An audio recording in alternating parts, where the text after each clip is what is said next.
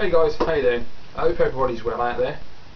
Yeah, CMB retrospective last night. His gamer tagged me, so thank you very much, mate. I really appreciate it. Seriously, I really do actually appreciate it because it actually makes me feel part of the community even more now. So I'm really happy about that. Thank you very much, and hopefully you'll enjoy this, mate.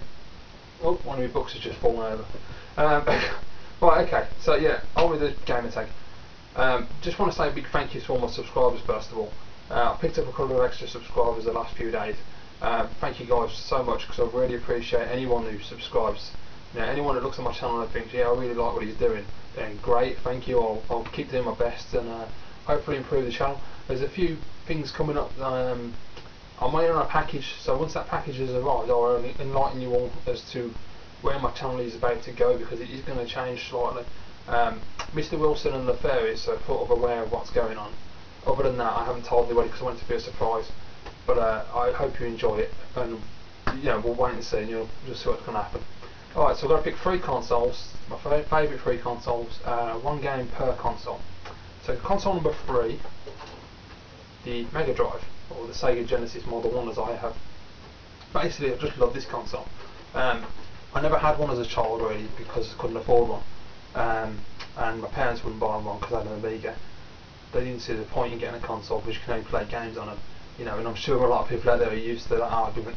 But yeah, I mean also the games and all the cost of the games, like 50, 60, sometimes £100 on these 16-bit consoles. So I was never going to get one.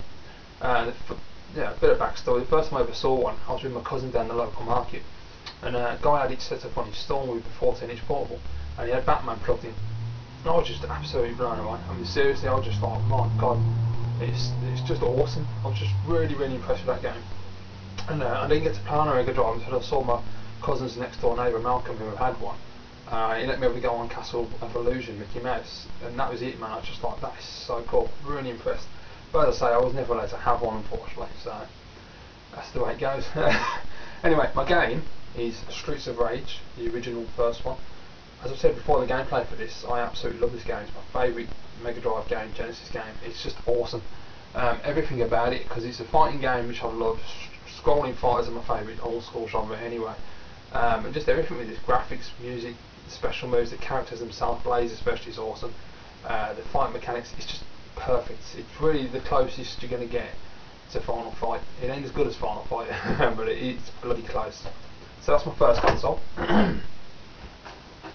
Number 2 is the hefty Xbox. I'm just getting in the frame, it's that big. Yeah, the Xbox. Now, as you all know, I've said before, I jumped in and ordered an Xbox for launch, took a risk, and it paid off. I think basically the Xbox, out of the 2 consoles that Microsoft have made, is the superior one. It's extremely sturdy, extremely reliable. It's got everything out of the box. I can see where they were going. You've got internet connectivity. Yeah, you couldn't do the DVD player because it was fundamentally a games machine, and that's fair enough, I understand that. But I was just blown away by it. The initial games, Halo, Dead or Alive 3, the Rally Sport Challenge, they were just fantastic. Really beautiful games, stunning graphics, stunning surround sound of the games. Halo is seriously in depth.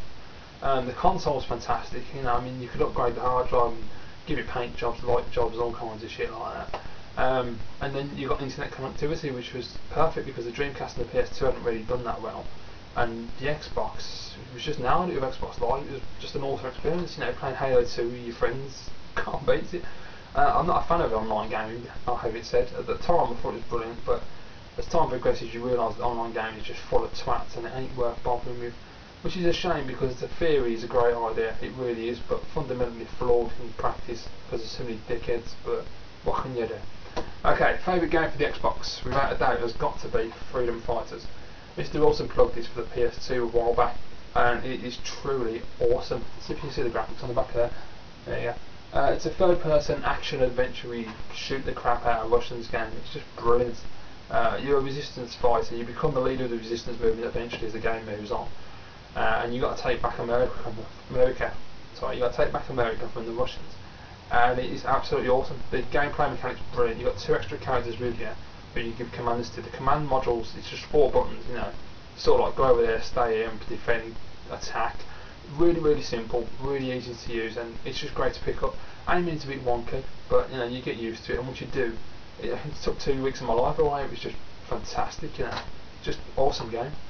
Right, okay, so console number one, my favourite console of all time. I think you know what it is, obviously, but I'm going to tell you anyway. It is the Super Nintendo. Now, obviously I have the American model. Growing up, this was the one I wanted more than anything. I could never get one. And it was never because of the 60Hz or the full screen, it was just the console itself. I love the big purple buttons, which a lot of British people absolutely hate, but I think it looks awesome. I like the shape of the console. It's just everything. The whole design is completely different to what we got in the UK and the Japanese got, and the rest. Well, everybody outside of America got really. It's just fantastic. It looks cool. It's great. The story of my SNES. I mean, basically, as I said, I never had a Mega Drive, and I couldn't have a console because Mum and Dad wouldn't buy me one, and I couldn't afford one as a child. And I really wanted a Super Nintendo. I badgered my parents about it after seeing it a few times at my friend Malcolm's house and etc. Yeah, and basically my dad said, well, you ain't getting one unless you buy one. So I had to go get a paper round, as you do. £10 a week paper round. Took me 10 weeks to save up, £100. I got a Mario World pack. It was just, it's just, you know, the games just speak for themselves, you know. Mario World, Mario Kart, Control, Pro Detective, depending where you live. Turtles in Time, Street Fighter 2, Axlay, Pilot Wings, F-Zero, you know, the list goes on and on and on. But I think if I'm going to pick one game for this console because I love it so much, it's got to be Street Fighter 2 Turbo. It's the one game that I always come back to. I find that if I'm really stuck and can't decide what game to play on the SNES, I always pick up Street Fighter because it's just so damn good. It's damn near arcade perfect, there's no doubt about that. It's fantastic in the single player mode, even better with a buddy. You just cannot fault this game. I think anybody who's a gamer has to have a Super Nintendo in their collection. No matter what company you favour, whether you're Sony, Sega, Nintendo, Microsoft, whatever, if you love games you have to have a Super Nintendo because it just has such a fantastic catalogue of games for everyone. It's just awesome. So yeah, brilliant. So there you go guys, that's my 3 consoles and my gamer tag. And the 3 people I want to tag, I'm not going to tag a British gamer because from what I've seen of my subscribers and people I've subscribed to, most British gamers seem to have been tagged in one way or another, you know. So I think I'm going to let the British have a rest, and I'm going to tag my favourite 3 non-British gamers. Now the first one is TammyFan, that Swedish fella, great guy, absolutely awesome channel, really funny. I love his gameplay videos, as I've been telling him, he's just awesome. So TammyFan's number 1. Number 2 is TGA Pulis, and I really hope I said that right even.